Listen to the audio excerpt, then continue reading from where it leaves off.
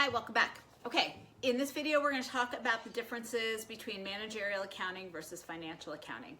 We already went over some of this in the introduction, so if you feel like you've got it, feel free to skip this. But for those of you who want to hear it again, and sometimes it helps me to hear it again, I'm going to go over it again.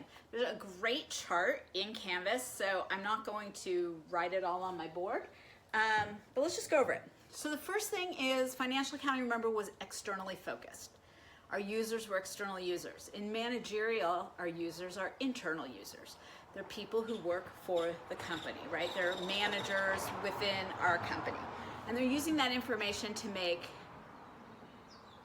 like real-time decisions, right? Like maybe not real-time, but should we keep doing this? How much do we need to sell next year if we want to get a certain amount of profit? We would really like to build another plant in 5 years. What do we have to do to get there? Let me see, the flexibility. Okay, so we talked about how financial accounting is governed by US GAAP in the United States, IFRS in a lot of other parts of the United States, outside the United States, and then some countries just totally have their own jam, which is fine, right? The US does. We have our own thing, and we call it US GAAP. Managerial accounting doesn't have any hard and fast rules. It's flexible, but the flexibility is nice because it allows you to customize how you are slicing and dicing the data for the purposes of the person you're preparing it for, right? So they're not having to go, oh, what I need is somewhere in here. You're like, nope, here's exactly what you need, which makes you super useful. There are some best practices, okay? Which if it doesn't make sense for your organization, you don't have to use them, but like why reinvent the wheel? If someone's already come up with a good way to report product costs, like let's just use their way.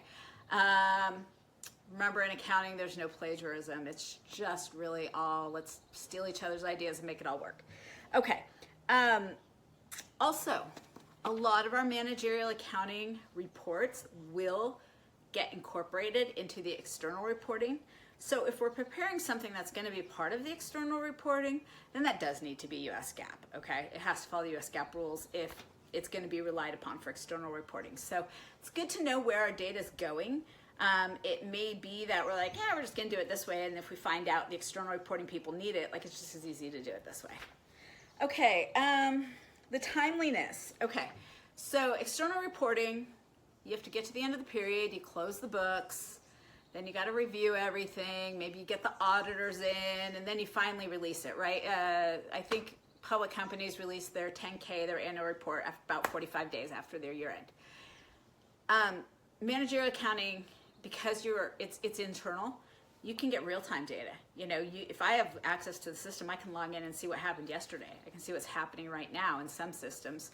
Okay, so the data is a lot more timely. Remember we talked about timeliness last semester? This is even more timely.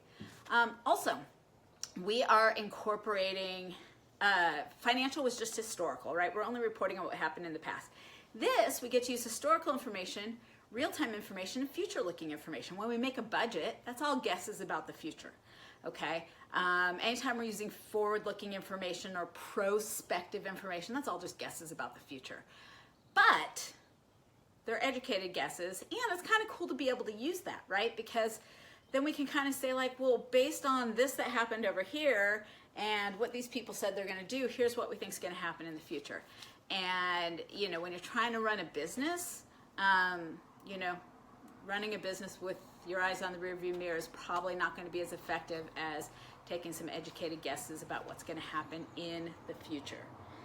Okay, the types of information. So external reporting, financial accounting, it's all just monetary data, right? We remember with the monetary unit assumption, it's all just financial data. In managerial, we use financial and non-financial. When we're doing the budget, we may budget the number of dollars that we're going to have for employee-related expenses, but we may also budget the number of actual bodies, right? We call it head count.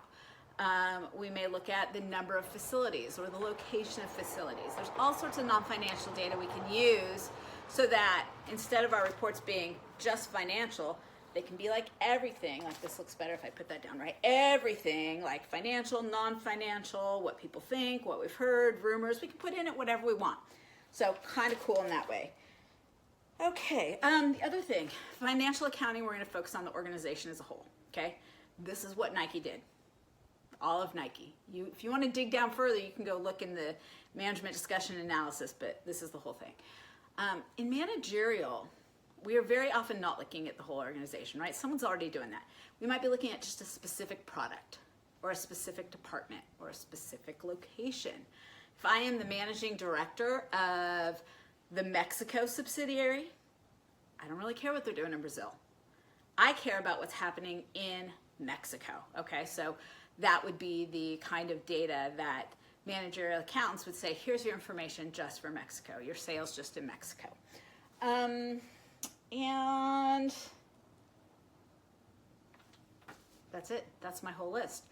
Okay, so that gives you kind of a nice little overview of financial versus managerial. That's one of our learning objectives for this this module. So you are looking good. All right, I will see you guys in the next one. Bye.